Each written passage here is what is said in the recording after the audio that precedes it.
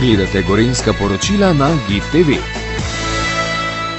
Kaj pričakujete od vseh teh tekmovanj, ki so v Kranjski Gori? Sedaj nas čaka pokal Vitranc, potem še Planica, paraolimpijsko tekmovanje invalidov, eden je pa že za nami. Ja, Kranjska Gora organizira in gosti številne prireditve, različne tematike, od kulture, avtorskih prireditev in pa najbolj poznani doma in po svetu pa res smo kot gostitelji tekmovanj v športu, še najbolj v smučarskih športih ali pa v zimski sezoni. Gostimo pa tudi številne športne prireditve čez tople mesece leta, ampak in to z velikim veseljem, ker je to v resnici tudi že naš karakter destinacije,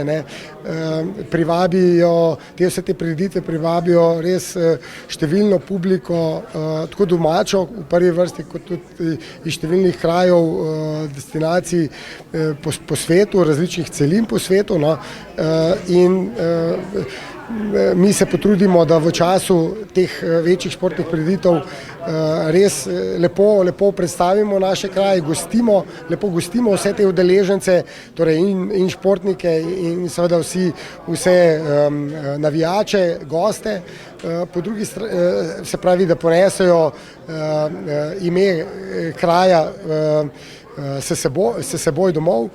Po drugi strani pa res z vso to medijskim spremstvom pa tudi lepo sliko pa ime Kranjske Gore potem tudi prek medijskih kanalov širom po svetu in moram reči, da imajo te športne prireditve veliko tudi pozitivnih multiplikativnih učinkov. Večino teh prireditev večjega svetovnega kova se dogaja v času zimske sezone, nedvomno pa generirajo številne goste, nočitve tudi izven zime, torej v poletnih mesecih. Kdo so najpogostejši gostje Kranjske Gore?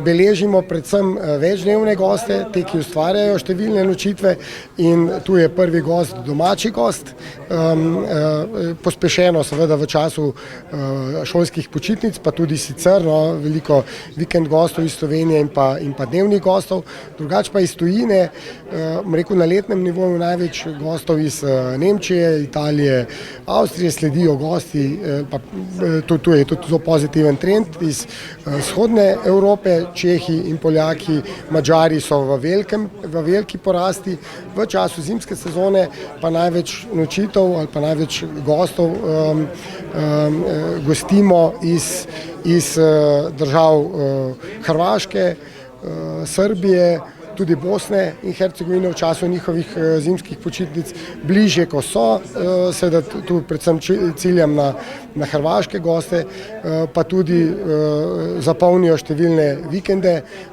v času zimske sezone. Tako da je pa fino tudi seveda, da vsi te športniki s seboj pripeljejo številne navijače iz vseh svojih krajev in tu vemo, da trenutno so hrvaški smučarji spet zelo dobri. To smo videli že v času ženske tekme, da je bilo veliko navijačev iz Hrvaške in to se obetamo tudi za čas pokala Vitranc. Potekajo še zadnje priprave na letošnji pokal Vitranc in že v lanskem letu ste mislili uvesti novosti, pa vam to ni uspelo in kakšne bodo te novosti? Te novosti so predvsem da je ta sobotni program veliko bolj bogat na samem prizorišču na poligonu in pa tudi na prizorišču v Kranjski Gori, kjer skupaj z Media 24 pripravljamo največji slovenski apres-ski z znanimi glasbeniki, slovenskimi in tujimi. V sklopu tega bo tudi žrebanje štartnih številk za nedeljski slalom. Z tehničnega področja pa seveda je novost ta, da smo uspeli popolnoma obnoviti optične povezave na samem poligonu, da so se nabavili dodatni topovi za zasneževanje na samem tekmovalni progi in pa še naredili smo nekaj posodobitev, predvsem energetskih kablov, energetske oskrbe, komunikacijskih kablov, tako da dogaja se, delamo seveda v Vse zato, da bo prizorišče čim bolj pripravljeno na svetovni pokal. V Kranjsko Goro prihajajo najboljši slalomisti. Ja, prihajajo najboljši slalomisti, najboljši veleslalomisti svetovnega pokala.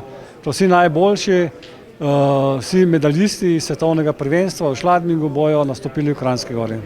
Kdaj je tisti čas, ko vam bo prižgana zelena luč, da bo tekmovanje lahko izpeljano? 20. februarja je snežna kontrola, pride Jani Hladnik, pomočnik direktor svetovnega pokala za tehnične discipline v Kranjsko Goro in bo z našo ekipo šel na teren, presondiral teren in verjamem, da bo zadeva v redu, še posebej, če nam bo vreme pomagalo.